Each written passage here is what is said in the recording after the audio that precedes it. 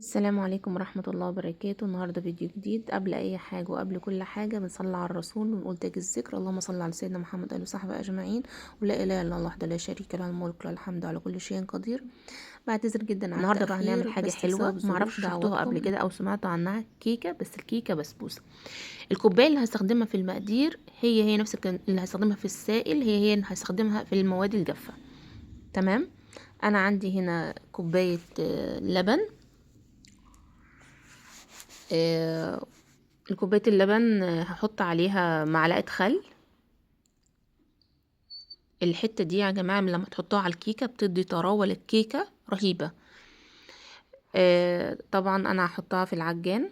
عايزين تعملوها بالمضرب براحتكم، في خلاط براحتكم، الشيء اللي عندكم مناسب. شوفوا هنا لما قلبت الخل على اللبن اتحول لرايب. دي بيدي طراوة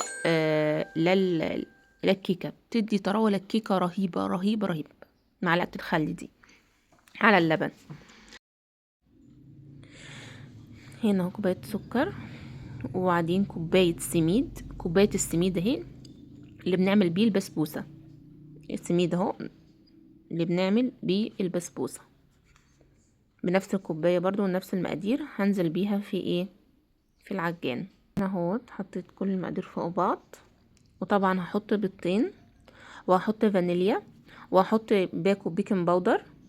بيكنج باودر اهو الباكو كامل. وهنزل هنا بكوباية الدقيق، بنفس الكوباية يا جماعة عملت بيها كل المقادير. يبقى نعيد المقادير تاني: كوباية دقيق، كوباية سميد، كوباية زيت، كوباية سكر، بيكنج باودر، فانيليا، طبعا بيضتين. كوباية اللبن اللي انا حطيت عليها معلقة الخل. بس كده يا جماعة هنخلط بقى. هنحط بقى العجينة وهنخلطهم كويس. سهلة، كله على بعضه واخلط. هنا حطيت اهو، وعايزه محتاجه ميه حطيت ميه، عايزين تحطوا لبن حطوا ميه. انا كده حطيت كوبايه اللبن بس بسيبها بقى تخلط بسرعه كده. هنا اهو زي ما قلت لكم خلطت اهوت. انا ضفت على كوبايه اللبن كمان نص كوبايه ميه، نص كوبايه ميه اهو. ده السمك بتاعها.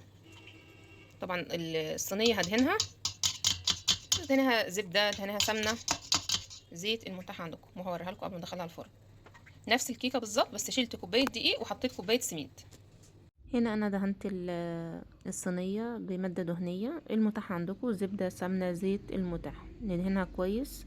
طبعا الصينية تبقى ناشفة كويس، وندهنها بالمادة الدهنية المناسبة واللي بتحبوها. طبعا انا هنا خدت نص الكمية حطيت عليها كاكاو عشان تبقى بطعم الشوكولاتة يعني، والنص التاني فانيليا. هميل الصينية شوية وهحطها، هي هتزق نفسها. طبعا لو انتوا حسيتوا مثلا الكاكاو تقلها شوية حطوا معلقتين مية. دي برضو انا يعني ما اقدرش اقول انتوا شوفي القوام المعقول بتاع الكيكة. هنا انا حطيت معلقتين مية بس عشان ادوب فيها الكاكاو. وعلى فكرة يا جماعة، عايزين الكاكاو يظهر كويس ويظهر بقى لونه حلو وممتاز ويطلع لون بقى الشوكولاتة الجميل. دوبوا الكاكاو او الكاكاو دوبوا الكاكاو في شوية زيت قبل ما تحطوها. والله انا اكتشفتها بالصدفة والله العظيم وانا بعملها. اجي في مرة نقطة زيت على شوية الكاكاو كده، فلقيت اللون الكاكاو الشوكولاتة ظهر، ولونه جميل كده وحلو وظاهر. فدوبوه في شوية زيت الكاكاو هيطلع لونه تحفه. انا هنا ما عملتش كده بصراحه، نسيت ورحت حطاه على العجين مره واحده مع معلقتين ميه، ودوبته كده ونزلته على الخليط. فانا عملت كده الكيكه بسبوسه، نصها شوكولاته ونصها فانيليا ابيض يعني. مش عيب ان الواحد يجرب، ومش عيب ان احنا نخرج عن المألوف شويه، والواحد بيجرب في كميه بسيطه عشان خاطر لو مش عجبه الطعم مش يبقى خسر. شايفين انا عملت جزء بسيط بس انا مجربه قبل كده، وعارفه ان طعم القرفه مع الكاكاو في الكيكه بتدي طعم كانك فعلا بتاكلي سينابون بس بطريقه مختلفه.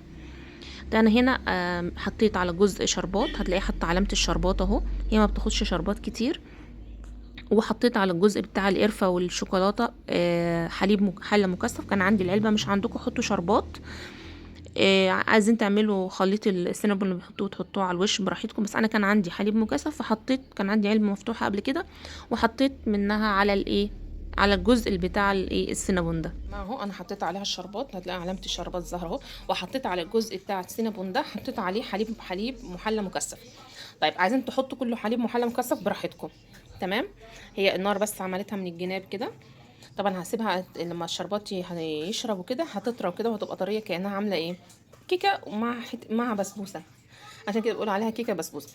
طيب عايزين تحطوا على السينابون ده عليها في ناس بقى انا شفتهم بيجيبوا حليب مكثف وجبنه مربعات او جبنه مثلثات، طبعا يكون عشان تكون مش فيها ملح يعني وكريميه وكده، ويخلطوها مع بعض بالميكسر او بخلاط الكيك، يضربوها مع بعض كده مع الحليب المكثف، ويروحوا رشينها على الوش زي خلطه السينابون مع حته زبده، ويروحوا حاطينها على الوش. انا حطيت بس السينابون بس، وحطيت الشربات، يعني هغطيها شويه بعد شويه يعني، هغطيها عشان ايه تبقى طريه وحلوه. طبعا انت هتحطوا الشربات على حسب انتوا عايزينها مسكره قد ايه. انا حطيت شربات قليل خالص، احنا مش عايزينها، انا كده كده حاطه في العجينه مع كوبايه سكر. انا هحط بقى شويه شربات، عايزين تحطوها شربات براحتكم يعني، بس هي ما تاخدش شربات كتير عشان مش تتعجن منكم وتتفتت. انا حطيت تقريبا مغرفتين 2 شربات، تمام. وقلت لكم الشربات بتاعها بيبقى خفيف، كوبايه سكر كوبايه ميه يغلي غلوه، ومعاها ليمونه او قطعه قرفه، قطعه اللي هي القرفه تبقى القطعه دي، وليمونه، ولما غليت طفيت عليها ونزلت بيه. طبعا الحاجه منهم تبقى سخنه، يا الشربات سخن والكيكه البسبوسه بارده، يا الكيكه البسبوسه بارده والشربات سخن، او الكيكه بسبوسه سخنه والشربات بارد، العكس يعني. بس كده هقطعها واوريها لكم بالهنا والشفا. الله تبارك الرحمن اهو قطعتها وغطيتها طبعا باي حاجه، انا غطيتها باي حاجه انتهى عندك يا جماعه اهوت اهي.